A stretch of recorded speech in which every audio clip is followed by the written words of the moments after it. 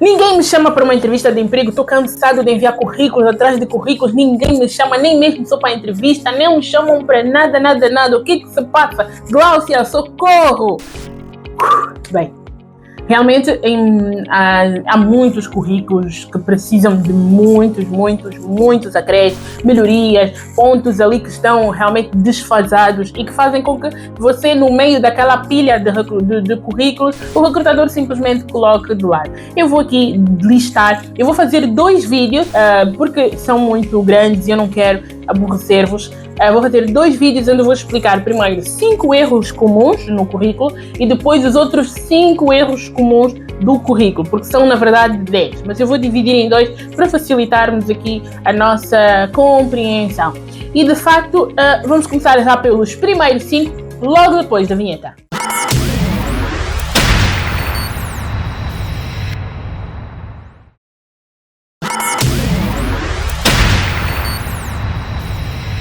Como vocês já sabem, eu sou Gláucia Donda, especialista em recrutamento e seleção com mais de 8 anos de atuação no mercado de trabalho, e abri este canal para vos ajudar a melhorar as vossas oportunidades de emprego, para estarem realmente preparados para boas oportunidades de emprego. Então, nós vamos começar hoje com 5 perguntas, 5 temas, 5 motivos pelos quais muitas das vezes nós não somos chamados para uma entrevista de emprego. Eu própria, há muitos anos atrás, também cometi esse erro. Hoje em dia já consigo dizer com clareza quais são de facto aqueles erros que fazem com que os recrutadores coloquem o teu currículo de lado. Começando já pelo primeiro, é a falta de personalização.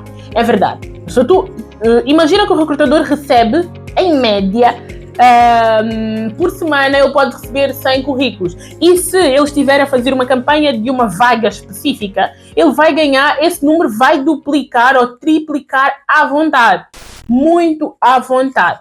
Então, se ele vai receber cerca de 300 currículos, ele tem que fazer uma triagem. Ao fazer uma triagem, ele vai já vendo a função que tu estás a candidatar, o resumo, as tuas habilidades, a tua experiência de trabalho, a educação, os cursos. Ele vai tentar ver nas palavras-chave se está tudo dentro daquilo que ele precisa para te colocar na lista das pessoas que vão ser pré-selecionadas. Se tu não personalizas o teu currículo dizendo já de cara, eu quero esta função, tu corres o risco de não seres avaliado ou não seres colocado na lista dos que passam para a próxima fase. Então é importante que tu personalizes. Como é que tu vais personalizar? Tu vais na função pretendida, que muitas pessoas ainda cometem o erro de não colocarem uma função pretendida, mas tu tens que ter uma função. Tu não podes trabalhar disponível para tudo, não podes. Ainda que quando estás a candidatar para uma vaga, tens que demonstrar que queres aquela vaga. Então, se tu estás a candidatar para uma vaga de técnico de recrutamento, tu tens que colocar lá técnico de recrutamento. Não coloques que és gestor de recursos humanos, gestor de contabilidade, gestor comercial. Não, coloca técnico de recrutamento. Independentemente de ter experiência ou não, coloca aquela função que te estás realmente a candidatar. Depois, lembra-te sempre de, no resumo, personalizar, dizendo quais são as tarefas, aquelas atividades que tu sabes que o técnico de recrutamento tem que realmente ter de saber fazer, que é fazer a pré-avaliação, fazer entrevistas, fazer relatórios. Tu tens que incluir esse tipo de detalhe no teu currículo. E também usar as palavras-chave. Normalmente, para cada função, nós temos uma série de palavras-chave que aquelas que nós damos conta que, assim, que todos os recrutadores vão pedir. Então tu tens que saber, dentro da tua função, quais são essas palavras-chave e fazer questão de essas palavras-chave estarem incluídas no corpo todo do currículo. As pequenas frases têm que estar, ou se não estiver nas habilidades, se não estiver no resumo, tem que estar na formação ou pelo menos na experiência de trabalho. Que é assim que o recrutador vai perceber que tu estás ou não apto para a próxima fase. Então, é um dos grandes erros que nós cometemos, não colocar a função ou não deixar claro aquilo que nós realmente queremos. É um dos grandes erros e que, de certeza, isso eu própria posso vos dizer por experiência própria, que currículos que não estão devidamente identificados são imediatamente colocados do lado. Então prestem atenção, pode ser esse o teu erro, não voltes a cometer.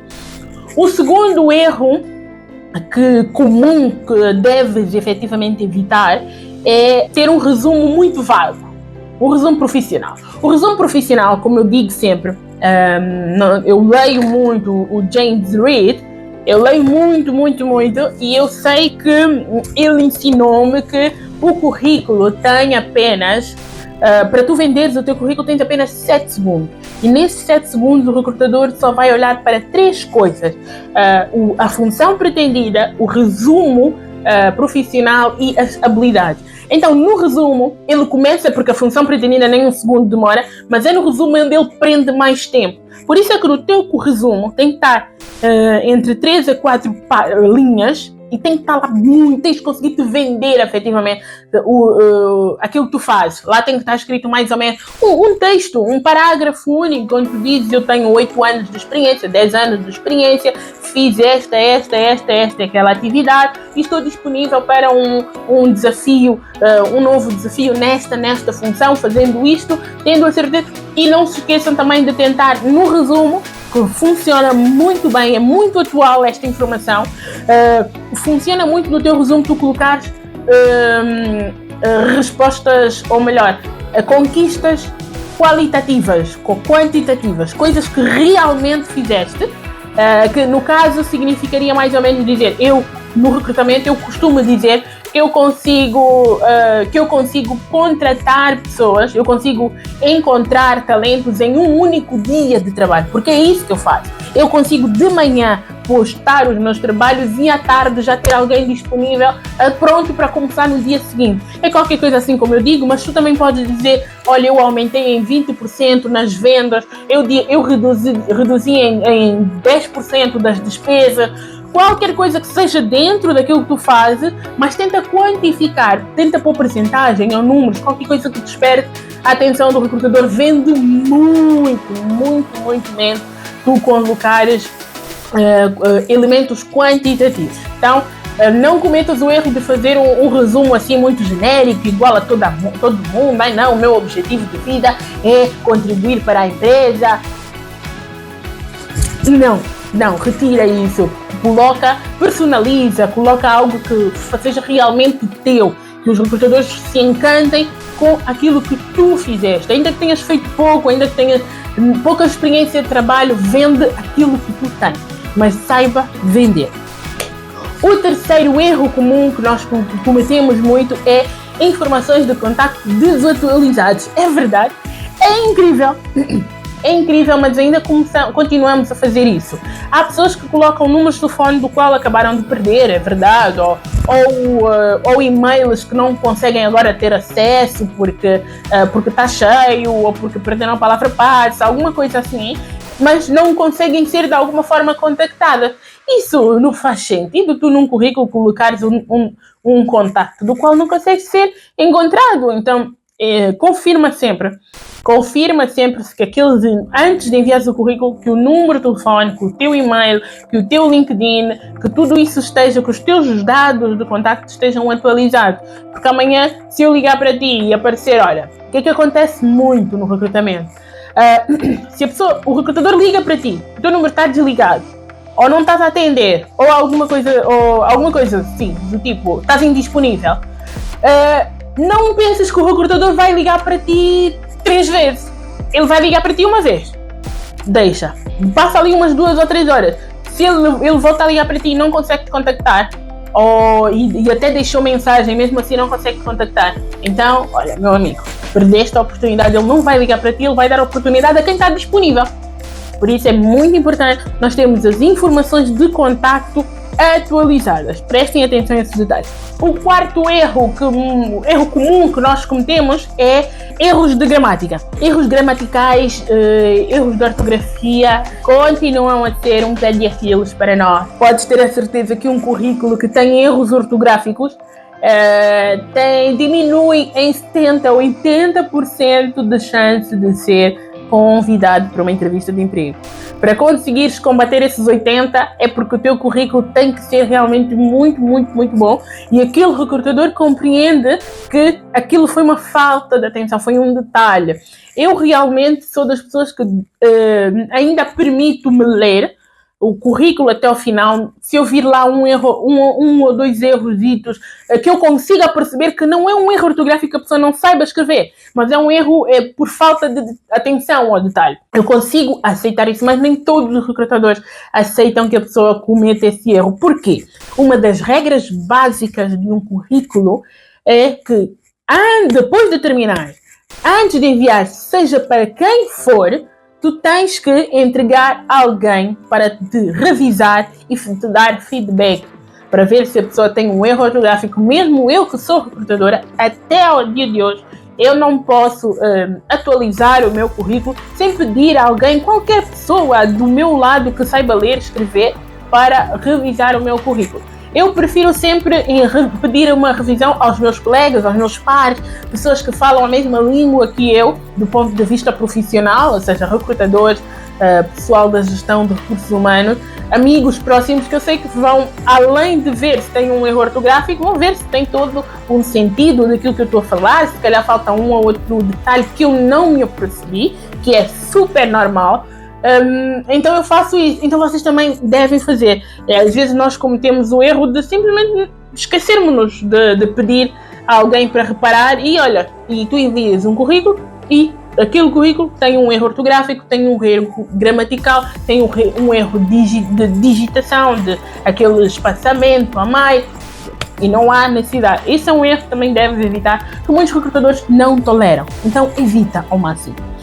O último erro deste primeiro vídeo dos 10 erros comuns que nós cometemos e devemos evitá-los para que finalmente nos chamem, pelo menos para uma entrevista, é o formato e o layout confusos.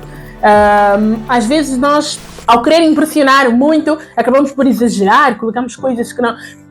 nessa questão também do personalizar, às vezes queremos personalizar tanto, que nos esquecemos que isto é um currículo e que vai ser lido de forma profissional. Será que o teu currículo está, o layout, o modelo do teu currículo é profissional, efetivamente? É esse o ponto que tu tens que reparar. Porque se for assim muito confuso, se tiver muitas cores, cores berrantes, não faz sentido. Tu podes colocar as cores que quiseres, mas tenta sempre ir para os mais escuros, tenta sempre adaptar. Mesmo quem for designer, mesmo quem for gestor de marketing, mesmo assim, podem usar as cores, mas escolham uma única cor com o preto, que é sempre aquela cor padrão. Tentem não abusar do tamanho das letras. Vamos sempre tentar manter o tamanho das letras, que é o do texto todo é 12, o do teu nome 14 e da função pretendida 16. Essa é a única parte que a função que o tamanho pode ser maior, porque é ali que o recrutador tem que bater o olho diretamente e saber, olha isso. É isso que a pessoa quer fazer, ok? E depois vou ler tudo o resto. Então, muito cuidado com o formato, os layouts, as cores, os tamanhos e todos esses detalhes que nós queremos de alguma forma impressionar. Cuidadinho, não exagerem, mantenham uma consistência no estilo de currículo que vocês forem enviar. Bem, estes são os 5. Espera por mim no próximo vídeo, onde eu vou explicar todos os outros 5 erros comuns que nós devemos evitar para finalmente sermos chamados para uma entrevista de emprego. Já comentaste, já subscreveste, partilha. Eu agradeço muito todos estes momentos que estamos aqui juntos. Eu faço este trabalho com muito carinho, com muita responsabilidade para ajudar todos vocês que me escutam a melhorar, a conseguirem dar um passo seguinte. Então eu espero que tu também contribuas partilhando este conteúdo, colocando um gosto e ajudar-nos a crescer. Até o próximo vídeo.